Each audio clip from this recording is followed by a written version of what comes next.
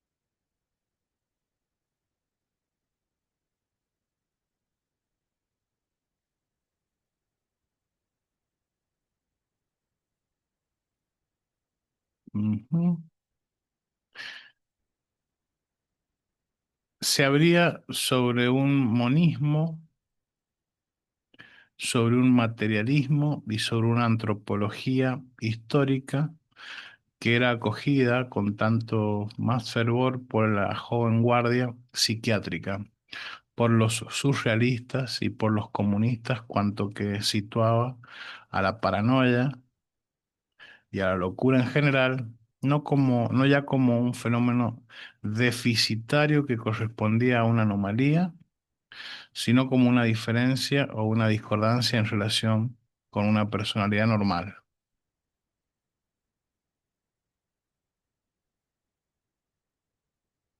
Introducido en Francia en el gran alienista, por el gran alienista Philippe Chaslin, el término discordancia designaba una discordancia entre unos síntomas que parecían independientes unos de otros antes de quedar reunidos en una demencia confirmada.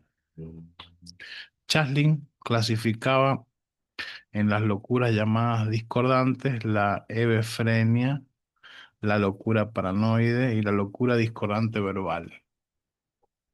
De hecho, la palabra traducía una idea de esquice y de disociación presente en la misma época en la terminología alemana. En Bleuler por un lado, en Freud por el otro, esta estaba en el origen de la creación de la palabra esquizofrenia, en 1911. En griego, esquise quiere decir ruptura. En alemán, la disociación se traduce por Spaltung. En los trabajos de fines del siglo XIX se planteaba ya el problema de la coexistencia en el seno del psiquismo de dos grupos de fenómenos, incluso de dos personalidades que cohabitaban ignorándose mutuamente, de donde las nociones de doble conciencia, de desdoblamiento de la personalidad, de impresión de extrañeza. A partir de esa raíz, los conceptos psicoanalíticos se constituyeron paralelamente a los de la psiquiatría, a veces al precio de un temible embrollo. Para Bleuler, la Spaltung era una perturbación de las asociaciones que rigen el curso del pensamiento.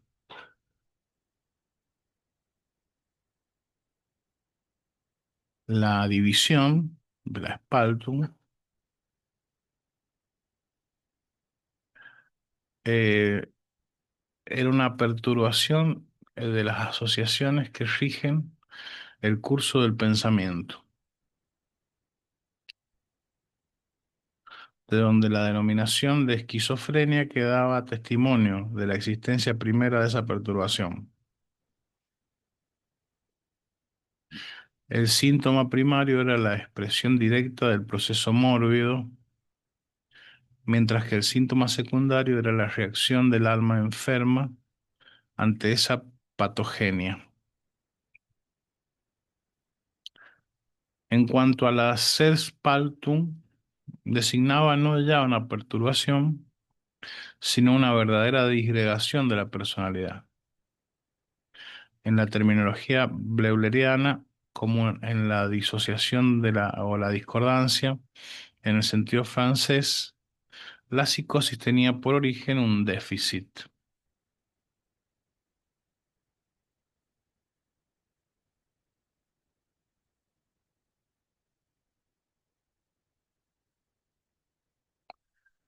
Muy diferente era la posición de Freud, que proponía el término Ich-Spaltung,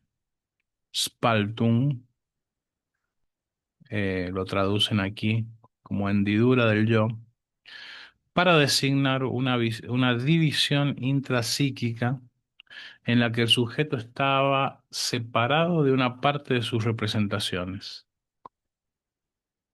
En esta perspectiva, había abandono de la idea de déficit y de desdoblamiento en provecho de una teoría tópica del psiquismo. A partir de 1920, El concepto se transforma en el marco de la segunda tópica. La Ichpaltun atravesaba lo mismo la psicosis que la neurosis y la perversión. Traducía la coexistencia de dos posiciones del yo, una que tenía en cuenta la realidad, otra que producía una nueva realidad, tan verdadera como la primera.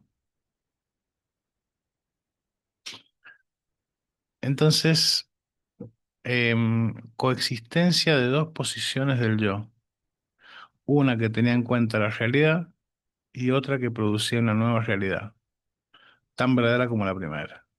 Esa era la Ichpaltun. Mira vos. Em, o sea, había una observación del descontrol, ¿no? Es decir, había una parte del yo que observaba su propio descontrol, ¿no? Lacan daba la clave de su espinosismo al traducir él mismo la proposición 57 del libro 3 de la Ética, colocada como epígrafe, esa palabra es la que no me salía, epígrafe de su tesis. Introducía la discordancia allí donde Spinoza había escogido el verbo discrepat. Y acá está la traducción de Lacan. Dice, una afección cualquiera de un individuo cualquiera muestra con la afección de otro tanta mayor discordancia cuanto más difiere la esencia del uno de la del otro. Lacan se alejaba aquí de la traducción de Charles Afoun, realizada en 1906 y todavía en vigor en la enseñanza, en 1932, antes de la revisión que se hará en 1934 a partir del establecimiento de Karl Gerhardt del texto latino.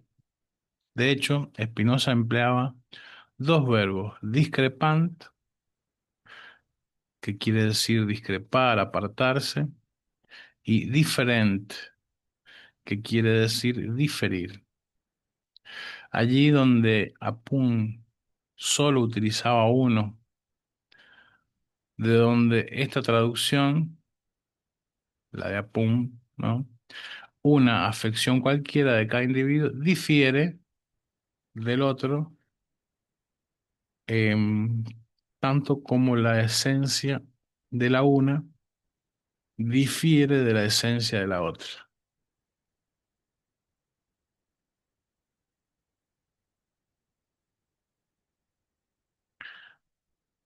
Se ve pues que Lacan corregía a Apun para dar una traducción que respetaba más la diferencia deseada por Spinoza, pero no escogía al azar la palabra discordancia.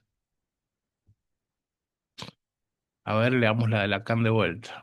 Una afección cualquiera de un individuo cualquiera muestra con la afección de otro tanta mayor discordancia cuanto más difiere la esencia de uno de la del otro.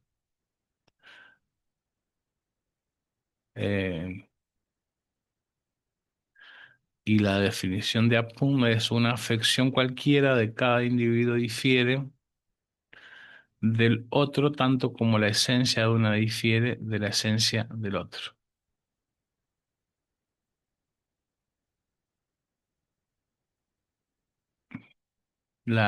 La palabra discordancia es la que es distintamente aplicada. En una se aplica, en otro no, ¿no?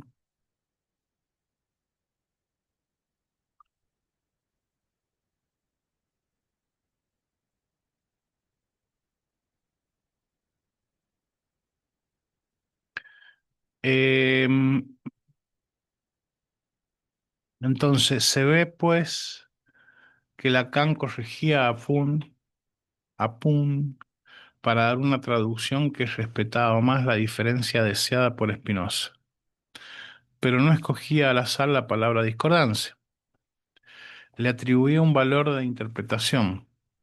Se trataba, en efecto, de tomarla del discurso psicoanalítico y de desviarla después de su sentido para reintroducirla finalmente en el campo de una concepción de la locura, vuelta a pensar en términos de paralelismo. Cita. Queremos decir con eso que los conflictos determinantes, los síntomas intencionales y las reacciones pulsionales de una psicosis discuerdan respecto de las relaciones de comprensión que definen el desarrollo, las estructuras conceptuales y las tensiones sociales de la personalidad normal, según una medida que determina la historia de las afecciones del sujeto.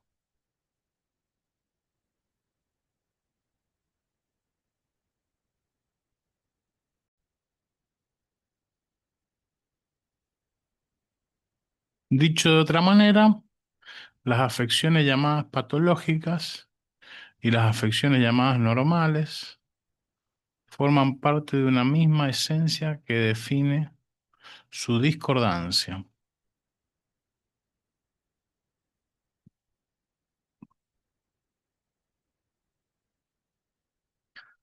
No hay para las unas un patos y para las otras una norma.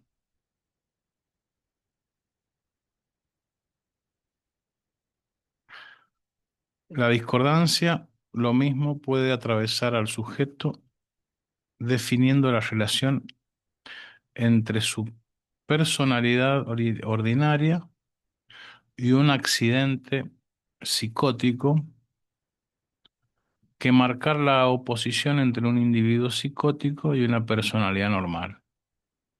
Entonces, la discordancia lo mismo puede atravesar al sujeto definiendo la relación entre su personalidad ordinaria y un accidente psicótico que marcar la oposición entre un individuo psicótico y una personalidad normal. Lacan efectuaba, pues, un relevo de la noción de discordancia en el texto de Spinoza que acercaba a esta a la concepción freudiana de la Ich-Spaltung. Ich-Spaltung. En su transcripción francesa de la ética, Apun había vacilado en introducir el término afecto para traducir affectus, considerando que esa palabra no existía en francés.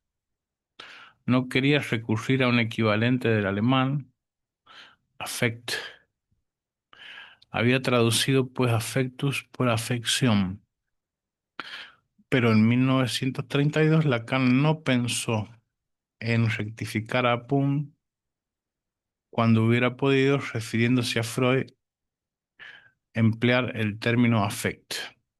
Este término había sido ya introducido en esa época en la terminología psicoanalítica para designar em,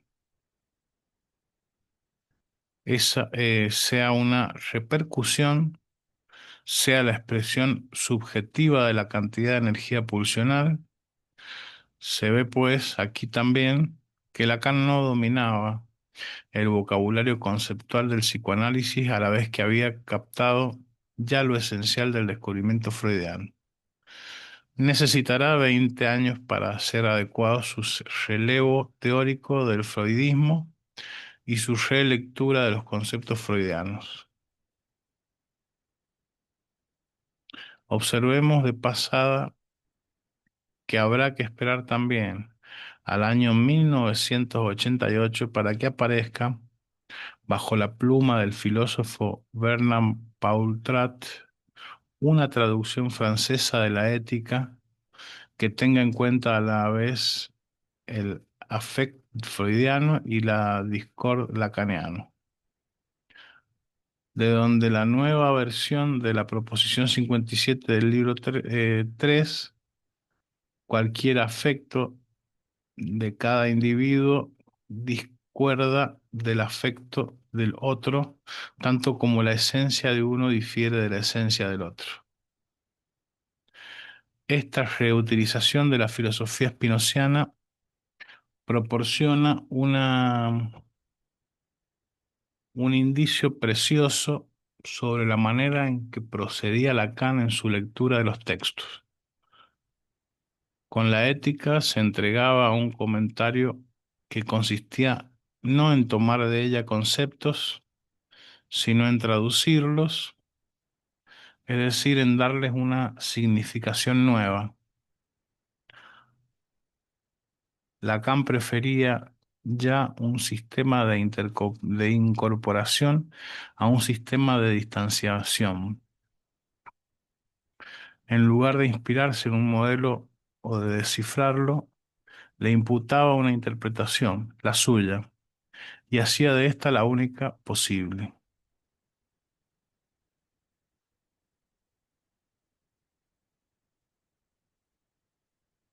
Así pensaba que todo texto contiene una verdad en espera de una única interpretación. A este respecto, Lacan recusaba todo otro método de historia de la ciencia fundada en la mirada crítica y toda historización de los textos.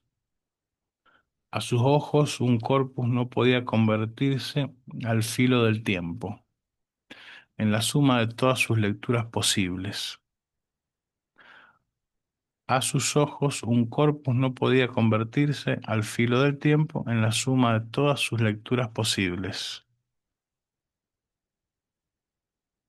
Pensaba, por el contrario, que toda lectura que no fuese adecuada a la verdad supuesta del texto debía rechazarse como desviación o interpretación errónea.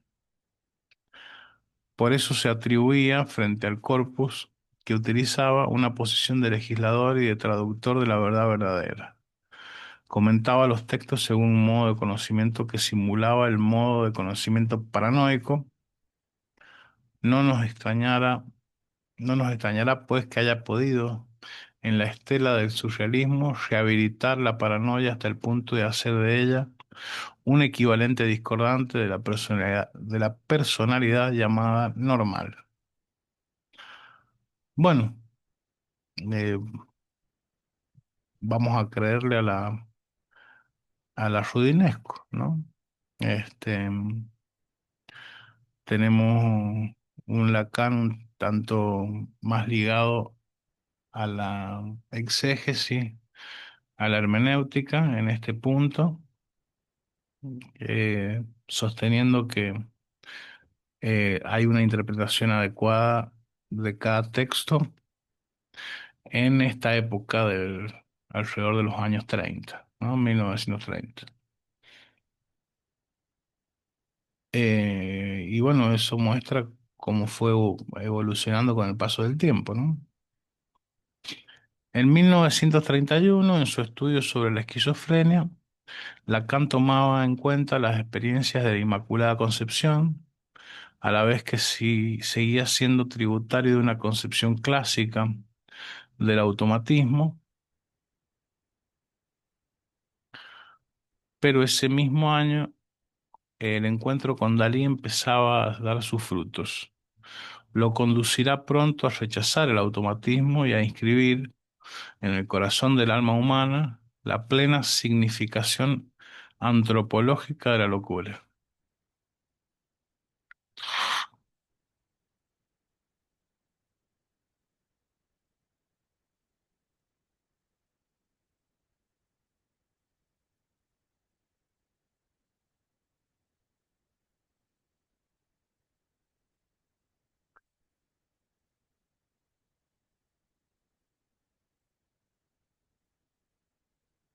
Entonces,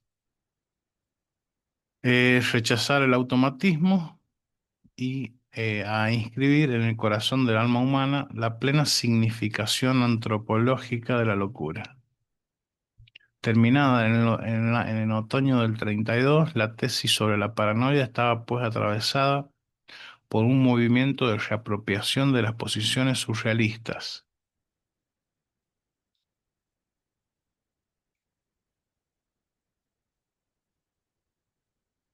Ahora bien, Lacan no decía palabra de esa influencia central. Omitía cuidadosamente citar sus fuentes en este terreno, no mencionaba ninguno de los grandes textos surrealistas que lo habían inspirado y dejaba en silencio los nombres de Dalí, de Breton y de Loire. Preocupado por su carrera, no quería disgustar ni a sus maestros de psiquiatría, que rechazaban la vanguardia literaria, ni a los mantenedores de la ortodoxia freudiana, de quienes era todavía discípulo. Mal cálculo, los primeros que le rendirán homenaje serán aquellos cuya importancia él disimulaba, y los primeros que lo execrarán, aquellos a los que había querido complacer. Bueno, no se puede tener el cálculo preciso. Em,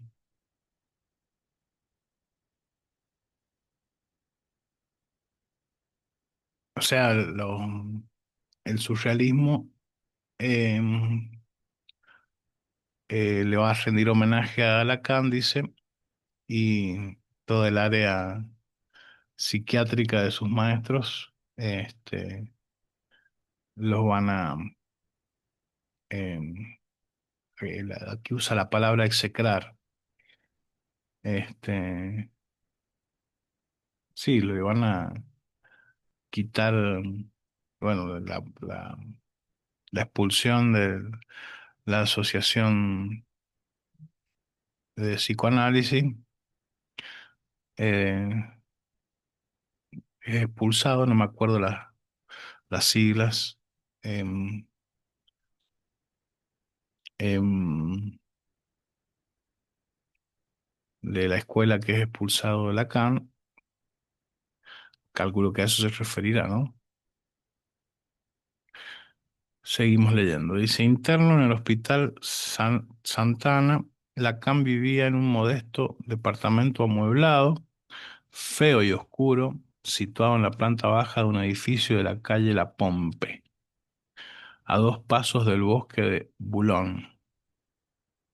En esa época era amante de Marie-Thérèse Bergerot, una viuda austera que tenía 15 años más que él. Con ella descubrió las obras de Platón e hizo varios viajes de estudio. En Marruecos, en 1928, la llevó a visitar las tumbas de la dinastía, eh, ay, no sé cómo que dice acá, Stadiana, anotado escrupulosamente el encadenamiento de las genealogías. Fue la primera manifestación de un gran deseo del Oriente que lo llevará después a Egipto y a Japón. Hacia 1929, Jacques Marie se enamoró de Olesia Sienkiewicz, segunda mujer de su amigo Pierre Drieu La Rochelle, que acababa de abandonarla para conquistar a la brillante Victoria Ocampo. Nacida en 1904, Olesia era hija de un banquero católico de origen polaco. Su abuela se había casado con Hetzel,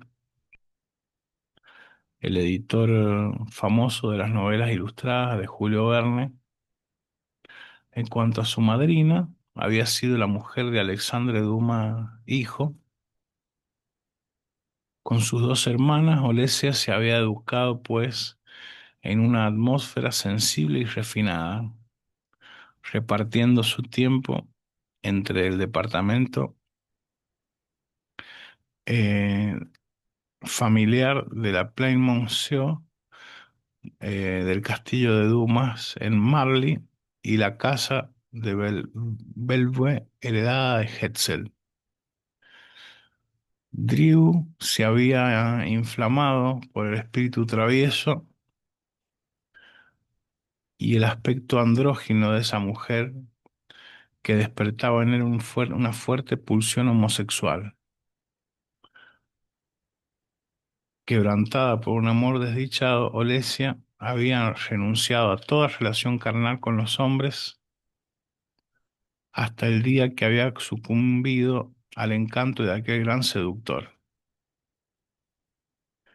Durante varios meses, Drew había quedado colmado por esa segunda experiencia conyugal. Olesia lo ayudaba, lo escuchaba durante horas y mecanografiaba sus manuscritos. Cuando se consumó la ruptura, se sintió tan culpable que se alegró de enterarse de que Lacan cortejaba a la joven. Este envió a su camarada largas, este envió a su camarada largas cartas oscuras donde explicaba las razones de su pasión. Desde los inicios de la relación, que duraría hasta el otoño del 33, se instaló en una situación de secreto, de doble vida y de clandestinidad. Oficialmente residía eh, en la calle La Pompe, pero en sus tarjetas seguía indicando la dirección de sus padres en Boulogne. La mayor parte del tiempo dormía en el hospital, donde Olesia iba a encontrarlo, al mismo tiempo que proseguía con Marie-Thérèse una relación de la que solo su hermano estaba verdaderamente informado. Muy pronto Lacan arrastró a Olesia a una pasión desenfrenada, de París a Madrid, pasando por Córcega y la costa normanda, adorando ya los automóviles, pero sin saber todavía conducirlos. Encontraba un placer extremo en acompañar a su amiga a toda velocidad por las carreteras de Francia. En unas vacaciones siempre improvisadas, juntos visitaron, em, juntos visitaron la Uxmoines y el Mont Saint-Michel. Después fueron en avión a Ajaccio para dar la vuelta a la isla. En junio de 1932, disculpen que lo mal leído, pero bueno, hay muchos nombres propios cuya pronunciación desconozco. Hago lo que puedo. En junio de 1932, Lacan pidió a Olesia que copiara a máquina su tesis.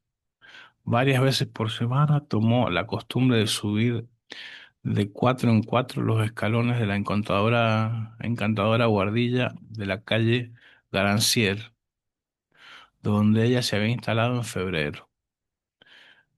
Le llevaba las hojas que había ennegrecido a toda velocidad en su triste cuarto de soltero. El 7 de septiembre, el trabajo de redacción estuvo terminado. Olesia concluyó entonces la mecanografía de las últimas páginas a fin de que Lacan pudiera dar el manuscrito a Lefrançois, editor especializado en la publicación de obras médicas. Por su lado, Marie-Thérèse aportó una importante contribución financiera a la impresión del texto.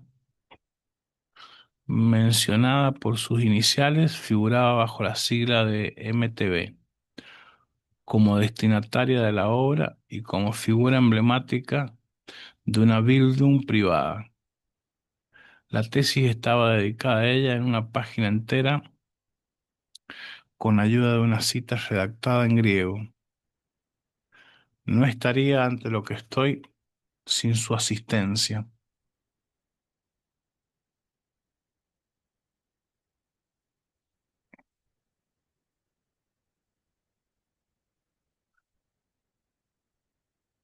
La defensa de tesis por la obtención del doctorado en medicina se desarrolló sin incidentes.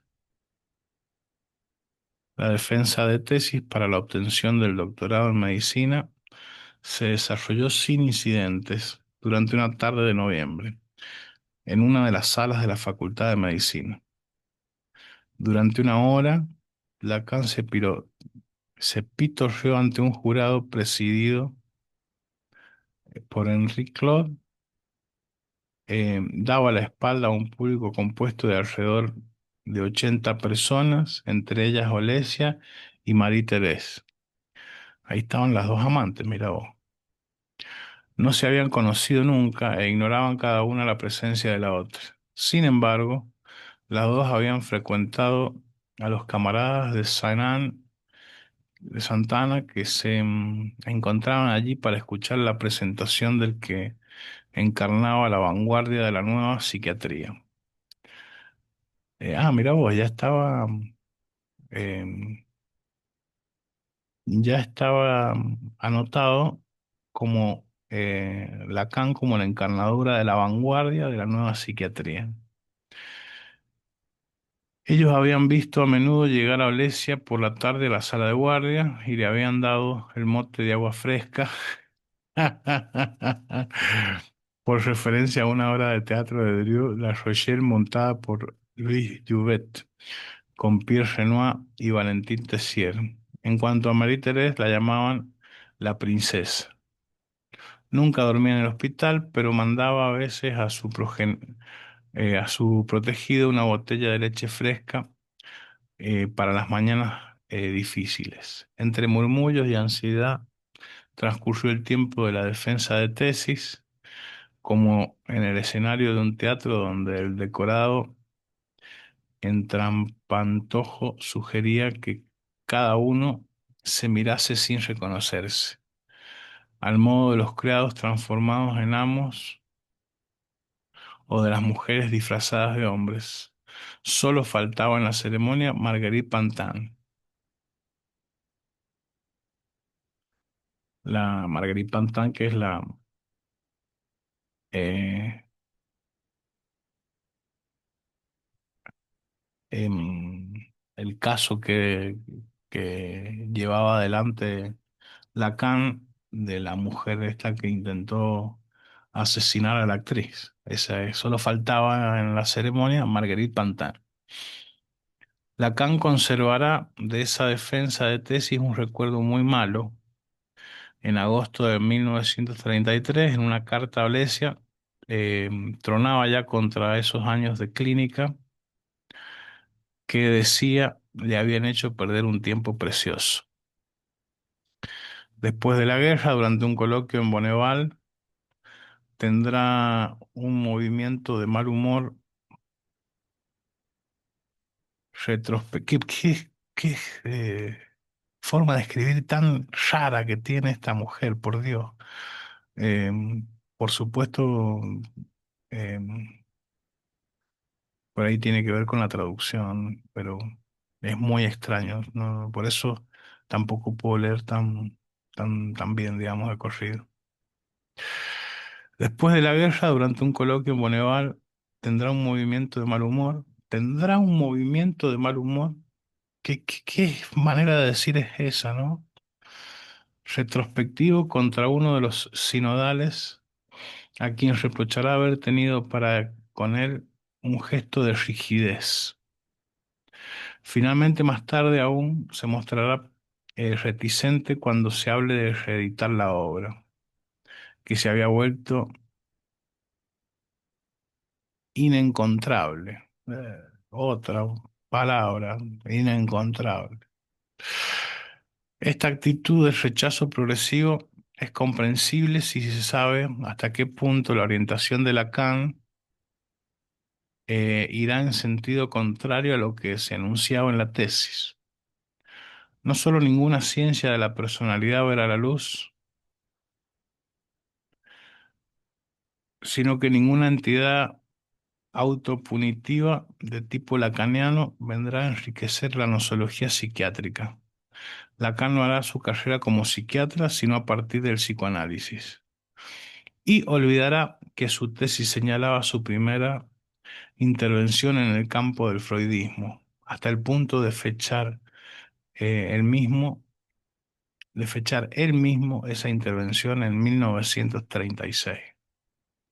Por el momento, la obra fue ignorada por la primera generación psiquiátrica francesa, ni una sola reseña en la revista, esta que, la RFP, no me acuerdo qué quería decir.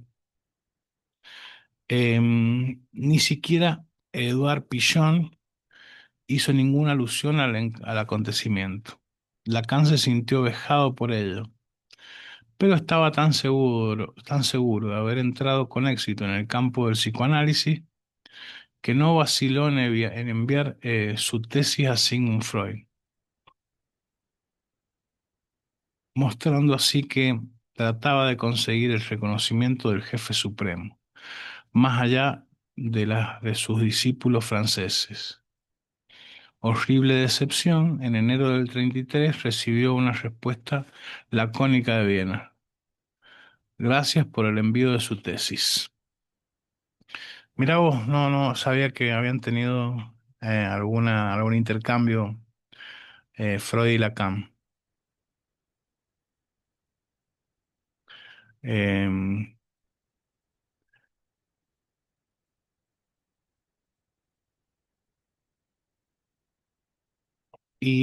Freud le dijo gracias por el envío de su tesis. El gran hombre no se había dignado a abrir tan siquiera el manuscrito que aquel joven desconocido debió sin duda dedicarle con fervor. Domiciliado en Boulogne, cuando vivía en la calle de La Pompe, Lacan no había indicado con bastante claridad dónde se encontraba su verdadero lugar de residencia, y en consecuencia Freud escribió dos direcciones en la tarjeta postal. El medio psiquiátrico fue el primero que reaccionó con la persona del fiel camarada Henri A. Este no esperó a la publicación del texto para redactar un bello artículo para el Encéfale. No es sin escrúpulos, escribía como analizamos una obra cuya historia interior, el esfuerzo que la ha creado, no fueron conocidos por la misma confidencia de una común visión de los problemas, sino de las soluciones psiquiátricos. La objetividad de este análisis no perderá nada con él. Ganará incluso en comprensión más atenta de esta tesis largamente pensada, cuya forma abstracta y difícil, por condensada y elaborada, podría repugnar a más de un lector, ocultándole lo que contiene de vivo y de concreto.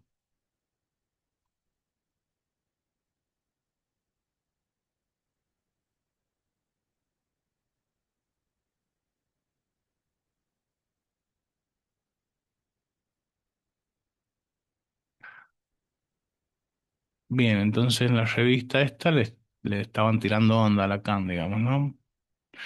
Cuatro personalidades del medio literario contribuyeron aquel año de 1933 a hacer de Lacan el guía y maestro de un futuro movimiento psicoanalítico francés, capaz de romper con el ideal chauvinista y conservador de los mayores.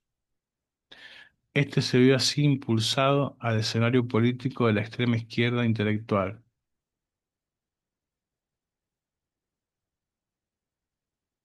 donde se codeaban en desorden comunistas ortodoxos o disidentes y surrealistas, atravesados a su vez por los conflictos ligados a su compromiso marxista.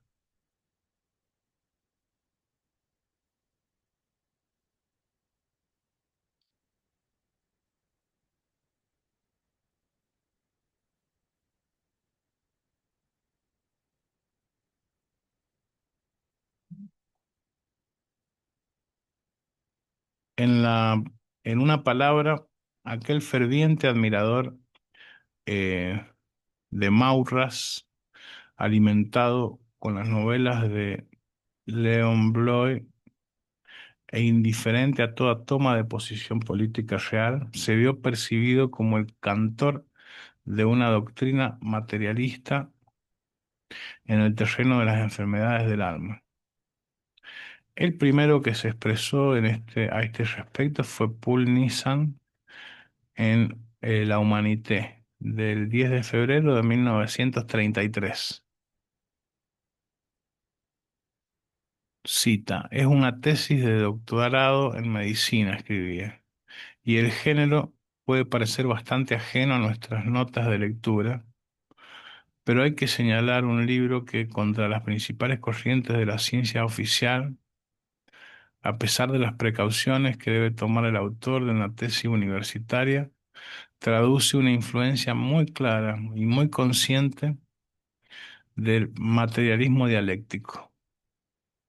El doctor Lacan no ha clarificado todavía todas sus proposiciones teóricas, no ha clarificado todavía todas sus posiciones teóricas, pero reacciona contra los diversos idealismos que corrompen actualmente todas las investigaciones de psicología y de psiquiatría. El materialismo triunfará de la ignorancia de los sabios profesores, aparecerá como el método verdadero del progreso científico. Bueno, esto habla a las claras de la diferencia entre la tesis del doctorado presentada por Lacan y después lo que va a ser su obra en los escritos y en los seminarios, ¿no? Porque justamente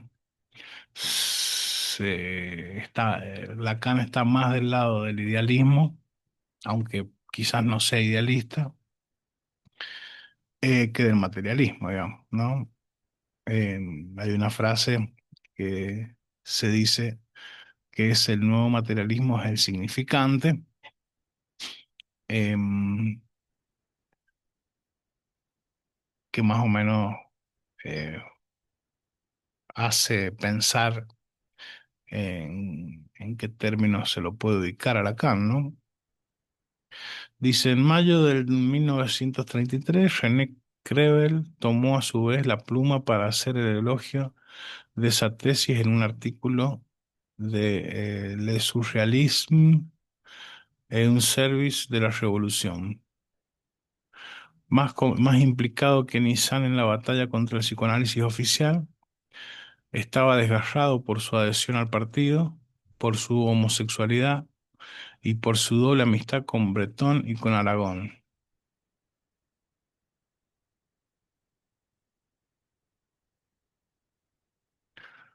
convertidos en enemigos. Pero trataba también de saldar sus cuentas con la práctica de la cura. Analizado por René Alendi, acababa de publicar en Le Clavency de Diderot un retrato de este hecho con vitriolo. Lo tildaba de Ubu y de límpido barbudo dotado de una sólida suficiencia. Frente a ese psicoanálisis considerado corrupto y revolcado en el ideal burgués, Lacan aparecía a sus ojos como el portavoz de un espíritu nuevo. Su materialismo permitía unir los conceptos individuales y sociales de todo sujeto humano. Para creer el materialismo era sinónimo de análisis concreto. Pero el poeta se concentraba sobre todo en el triste destino de Aimé, a propósito de la cual escribió líneas menos frías y menos clínicas que las de Lacan, haciendo de ella una rebelde homosexual, verdadera encarnación histérica de un proletariado femenino.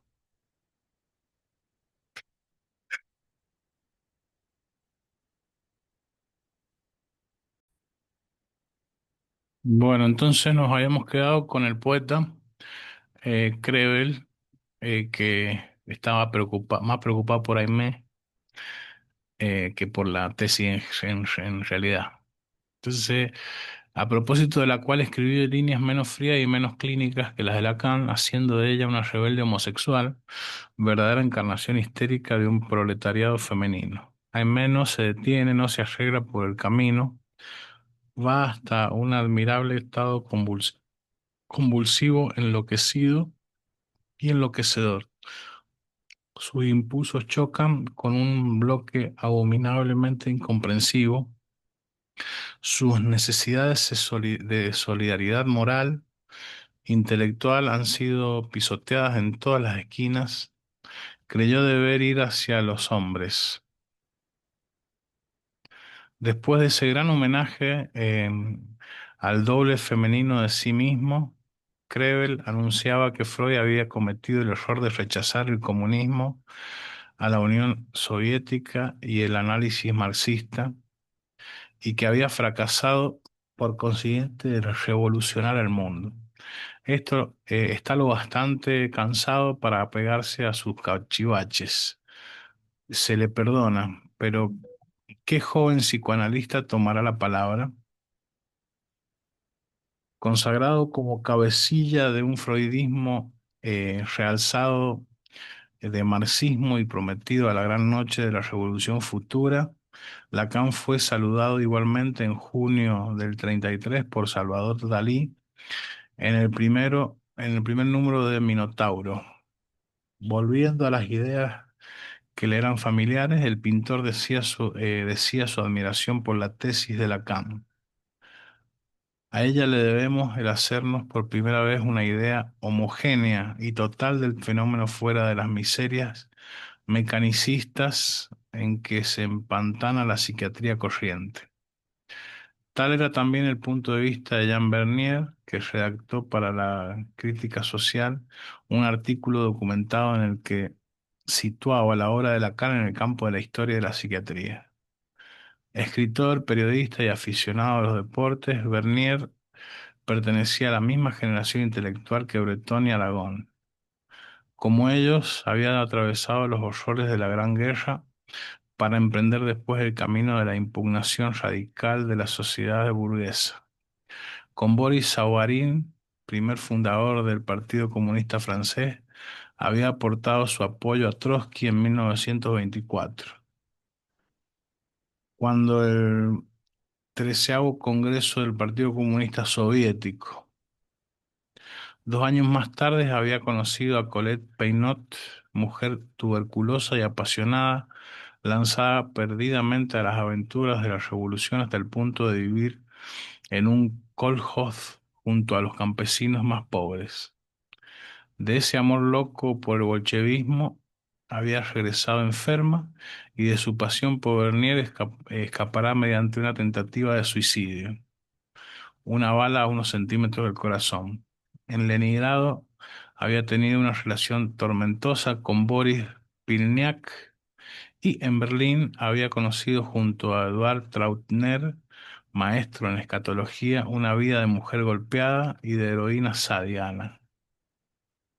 En 1931 conoció a Boris Sauberin, que fundó con ella la Crítica Social, primera gran revista comunista que se situaba a la izquierda del comunismo, sin seguir los pasos de una corriente opositora precisa.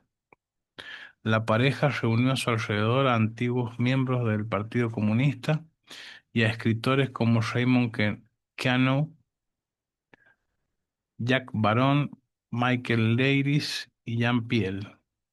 George Bataille, que acababa de dar término a la experiencia de la revista Document, se unió al grupo a la vez que decidía aquel año asistir a las presentaciones de enfermos de George Dumas en el Hospital Santana. Fue desde esa perspectiva donde la lectura de Marx, acompañada a la de Freud, como Jean Bernier participó en los trabajos de la crítica social. Amigo íntimo de Drill, La Rochelle conoció a Lacan por intermedio de Olesia Sienkiewicz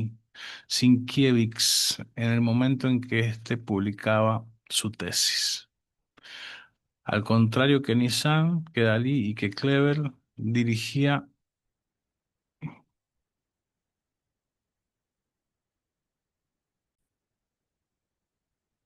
Al contrario que Nizam, que Dalí y que Krevel, dirigía a Lacan algunas críticas, aunque veía en él un futuro maestro y compartía la mayoría de sus conclusiones.